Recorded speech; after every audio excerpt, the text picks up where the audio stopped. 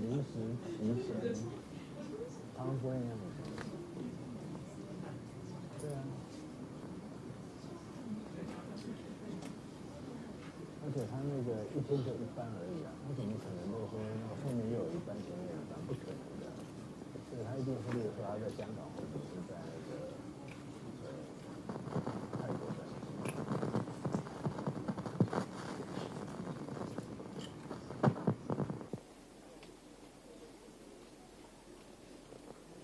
对。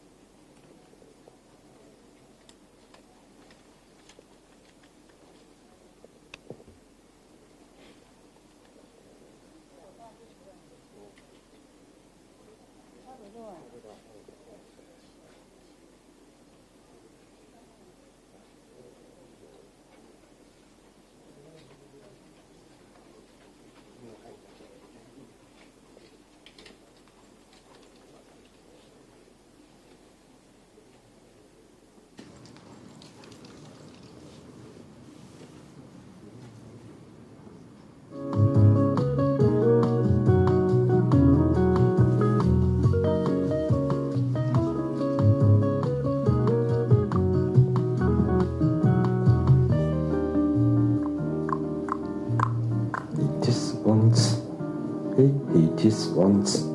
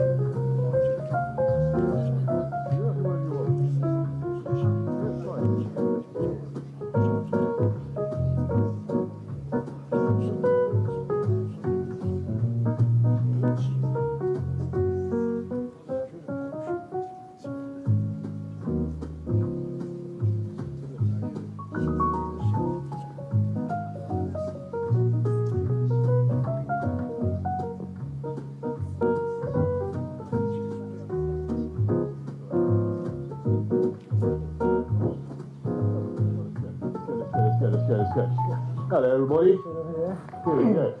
Okay, please sit and thank you so much. thank you.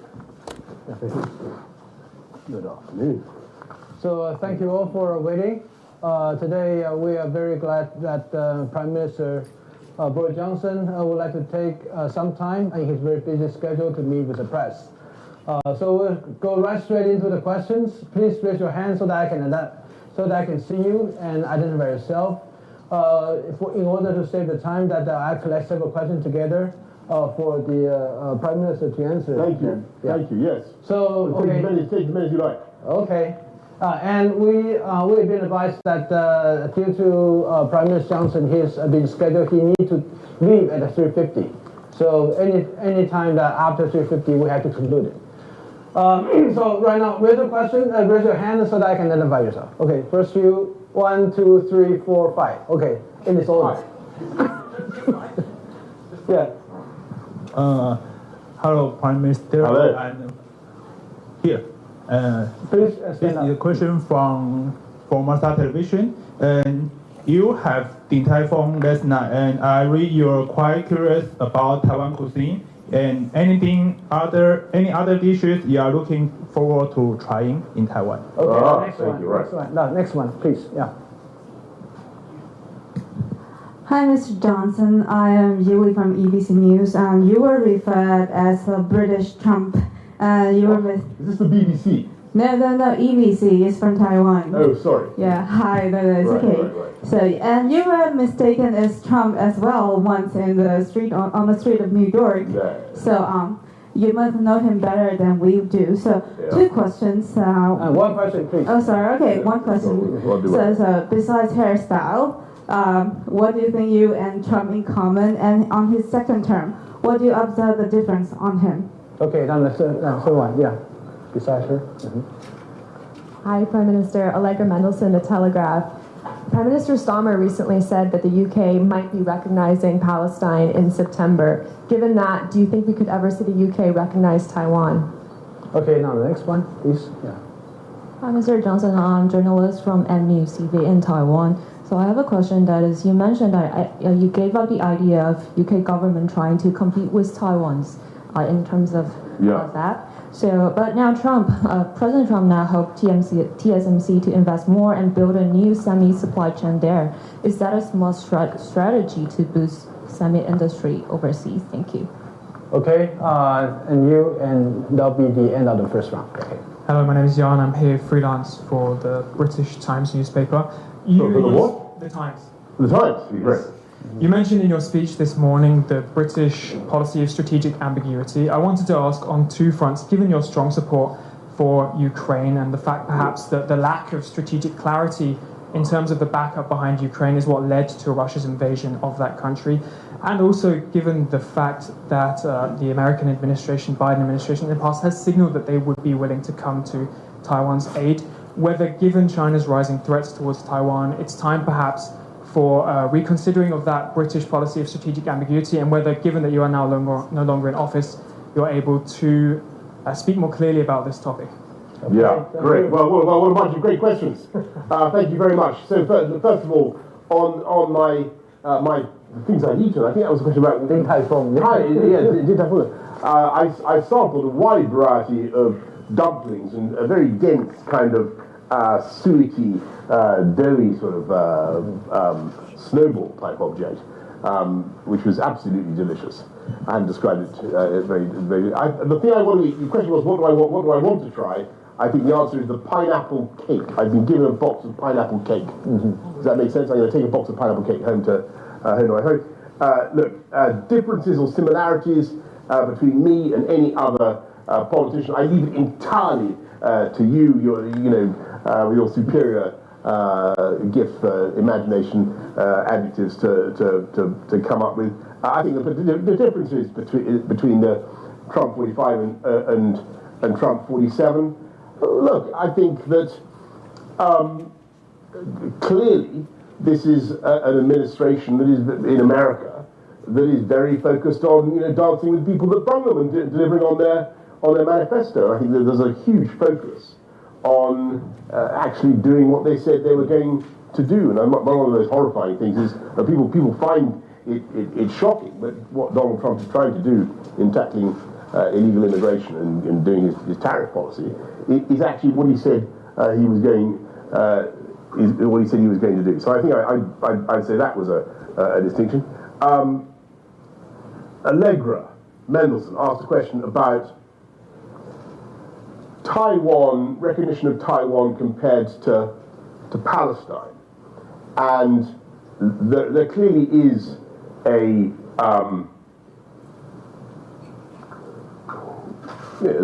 an analogy. There are two areas that both have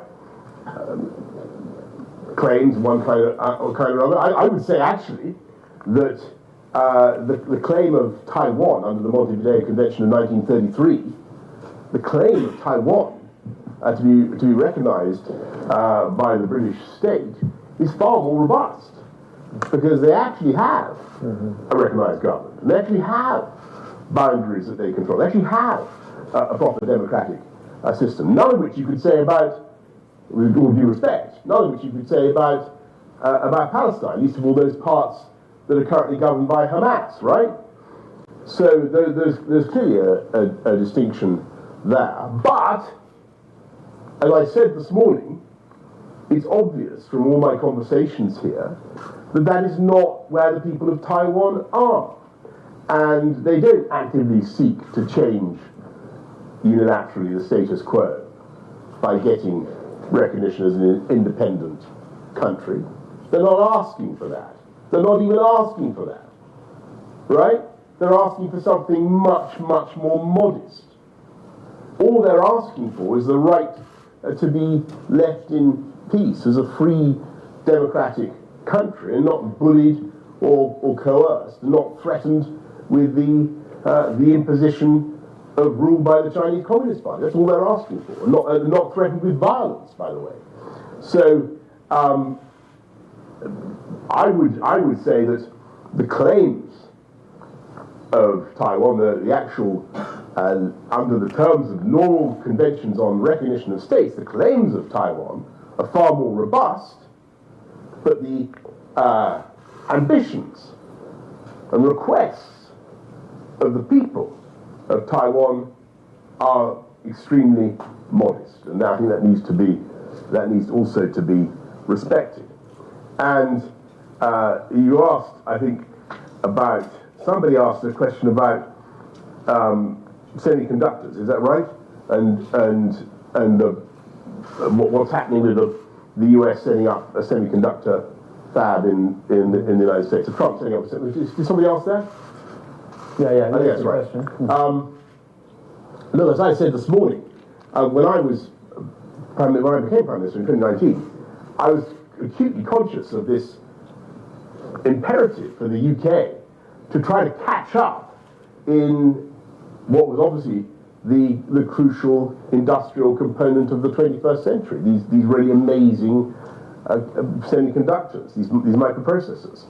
And as I said this morning, I said to my team in Number 10, I said, what would it cost to make a fab? What would it cost to make a fabrication plant? And they said about £9 billion. And I said, well, that's not a huge amount of money, but maybe it was worth doing anyway if we could somehow recover our technological edge in this area, because it's clearly so important. And then they said, well, actually, yes, we could do it, but it would take an awfully long time to set up, and then we might not even be able to produce chips, microprocessors of the same quality as Taiwan, because by the time we've taken to get the whole thing going, Taiwan would have improved. And so in the end, our best bet, I think, is to protect Taiwan and make sure that we have a strong relationship between the UK and Taiwan, and are able to import Taiwanese microprocessors. And because you guys are brilliant at it, and you have a world lead, and it's a simply astonishing fact: 95%, possibly even more, of the microprocessors needed for advanced AI, which is the most extraordinary cognitive advance of my lifetime. 95% of the chips you need for AI are made here, actually made here in Taiwan. And one of the many reasons why we should develop our relationship. And then John from the Times asked a question about strategic clarity and the fateful ambiguity before the invasion of Ukraine. It's a very, very good question. It was spot on because I do agree with you. One of the problems with Ukraine was that we were, and it's still a problem, we're still not willing to say that Ukraine should be part of NATO, right? We're still not being clear about the ultimate geostrategic destination, security destination of Ukraine. That is a problem. That is a fateful ambiguity. Now, actually, I think that if we'd been clear about it before 2022, and if the Americans had got their way in 2008, and if Ukraine had been part of NATO, as George Bush requested, then it is conceivable that that invasion by Putin would never have happened. So I think you're really onto something. But I think that what the difficulty with the analogies are imperfect, right? Between Ukraine and Taiwan, there's not a direct read across, and the crucial difference is, of course, that Ukraine is and had been a sovereign state since 1991, internationally recognized, not least by Russia and China and everybody else, right? Taiwan, as we've been discussing, is in a different case, different position, and despite having, as I say, so many of the seeming attributes of statehood and so many of the claims for international recognition, it is a measure of the modesty of the people of Taiwan. They don't even want that. They're not calling for that. They just want to protect the status quo. They just want to settle this problem in peace across the Straits of Taiwan. And so I think you're right in what you say about Ukraine, but the read across doesn't quite work, if that makes sense. Okay, thank you. We'll start with the second round, and first here, here, that, and then that, the full questions. Shirley Young from CNA, and following on my peers, CNA is a Central Taiwan News Agency. Oh yes. And following on my peers' Is that question, a Chinese news agency? No, Central News Central Agency News, sorry. Yeah. about Taiwan. Yeah, great. and my question is this, and you mentioned that the analogy is not quite valid between Ukraine and Taiwan. However, and when is the time or what circumstances is for Taiwan to, or for the Western countries to adapt clarity in terms of cross-strait situation? Okay, the next one. Yeah. Prime Minister, I'm from SETTV, and I will ask, how do you plan to support Taiwan despite not in office, and what is your advice on how Taiwan should align our interest with UK to ensure shared interest and mature cooperation? Thank you. Okay, the one behind. Thank you. I'm Julie from Thai Southeast and a digital media outlet in Taiwan. And your term as Prime Minister overlapped in the part with President Trump in the first term. So now the world is facing the tariff measures and authoritarian pressure. We couldn't get the kind of deals of the UK has that managed.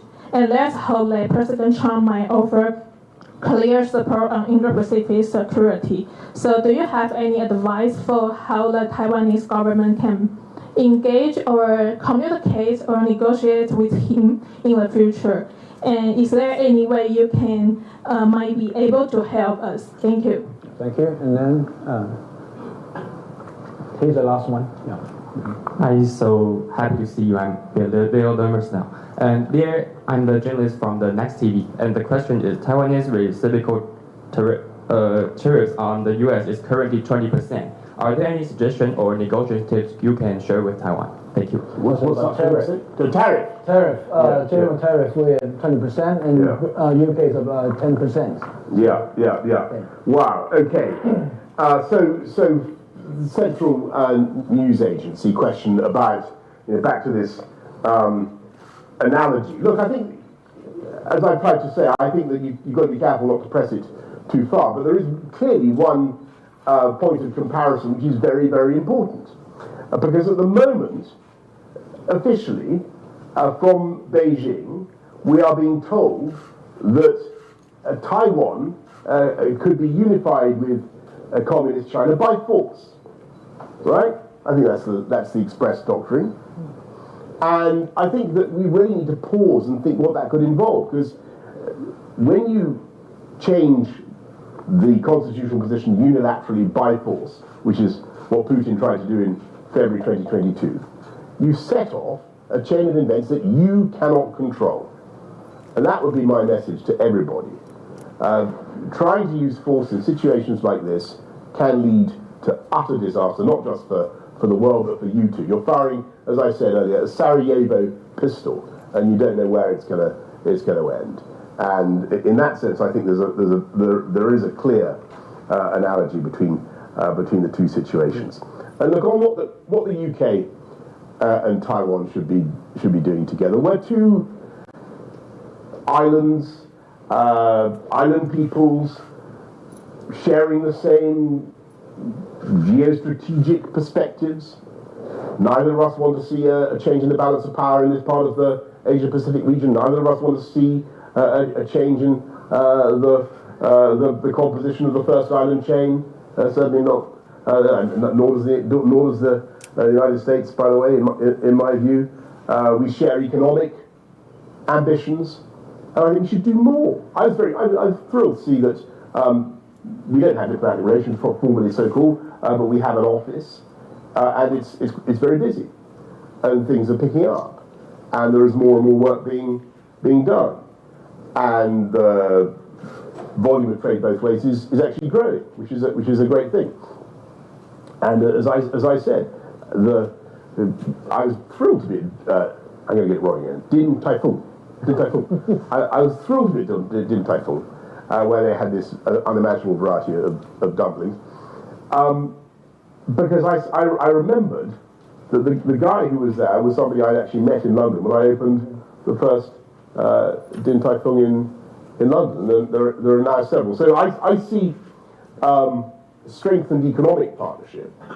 And above all, I think that what must happen now is that the Western powers, the Europeans, must not tiptoe away from their engagement with Taiwan out of nervousness of offending China. Now is the time to show that we care. Now is the time to show that we believe in these values and that we're willing to stand together with Taiwan. Because the more emphatic we can be now about the need to protect freedom in Taiwan, the more misery, believe me, we can save later on. I'm absolutely certain of that. And I think the next question was, what do we do? Somebody asked, rather flatteringly, what advice would I have to engage with Donald Trump? I mean, I think, I believe that the president is fundamentally a big supporter of Taiwan, and I think that he's in a position now where he's having to be a bit tactical rather than strategic, because he's trying to do a trade deal with China, as everybody knows, and that's why we're seeing some of this slightly puzzling events of the last few days. I think fundamentally, Donald Trump is going to want to make sure that his presidency, I'm sure of this, his presidency is going to perpetuate a free, democratic Taiwan. And he certainly won't want to see that extinguished in his time. That's what you do on the tariffs. Well, obviously, I think personally I'm a free trader, right? I don't see why we're having these tariffs. I'm glad, by the way, that thanks to Brexit, hooray, thanks to Brexit, we have low tariffs in the UK, or low tariffs being inflicted on the UK, much lower than the deal that we've got is actually much better than the EU deal. That, and you know, in all seriousness, that would not have been achieved without Brexit. But as to how Taiwan can imitate that and achieve that, here's an idea. What Donald Trump likes is deals. Come up with a deal. That's what I'd say. Thank you. Give him a success. I'll say that you're right earlier that Taiwan does not actively seek for the recognition, diplomatic recognitions, but we are really glad to receive any recognitions granted to us, as we are very much protective of our remaining recognitions because they're important to us. So I think that thank you very much. Thanks for the Prime Minister for generously giving his time. He has a plane to catch, so we have to excuse him for living. So thank you very much. Excuse me for living. I'm leaving. Yeah. Sorry. Let's bring up. That's fine. No, that's fine. Sorry, sir. You still have time? Maybe we've exhausted the appetite of this one. Does anybody have any questions left? There's quite a lot of people. Okay. Why don't we just try to do three more? There are three more. Okay. The guy John from the Times we've done, right? Sure. 1, 2, and what's 3? Okay, there's 3. Respond. Thank you. I'm Calvin from Taiwan News.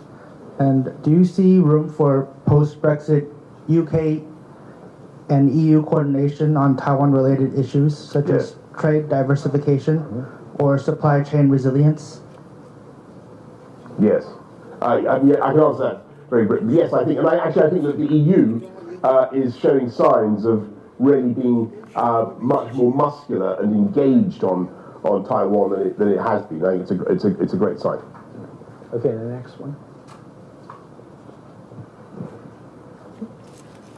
You previously said that fallout over Ukraine. Could you identify yourself, please? Sorry, Allegra Mendelsohn, The Telegraph. Oh, hang on, Allegra. We've had you before. Oh, yeah. Anybody else?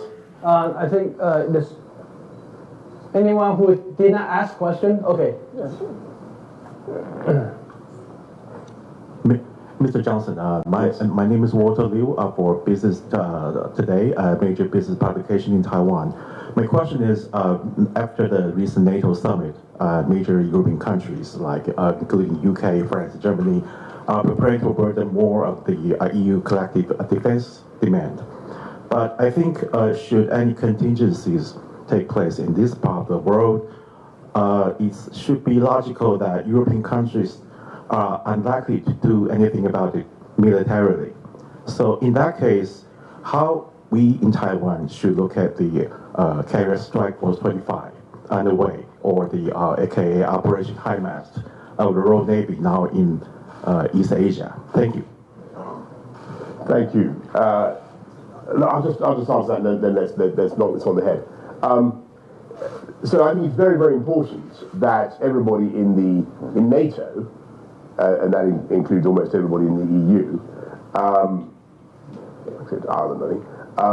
Everybody in NATO should be spending more on defence, and the UK is now at last going up to where I wanted it to be, nearer to 3%, but it's got to go fast. And I'm very glad that Taiwan is also going up to 3% of GDP spending on defence. That's essential. I think that I'm a believer in what we call the Indo-Pacific tilt when we did the Strategic Defence Review in 2021. I think that the UK, other European countries have a great deal to contribute in this part of the world, and it's one of the reasons why we had the Carrier Strike Group and FOROPS operations and so on and so forth. I know that there are some voices in Washington who basically say leave it all to the United States. I don't think that's I think we should do it together. And I think what John Healey, the UK Defence Secretary, had to say the other day was bang on. The UK, Australia, America, these are countries that have worked together side by side for decades and decades on problems like this, and I'm sure we will do in the future. Thank you all very much. Thank you. Thank you. Thank you so much. Thank you. Thank you. Thanks everyone. And this way, yeah, please.100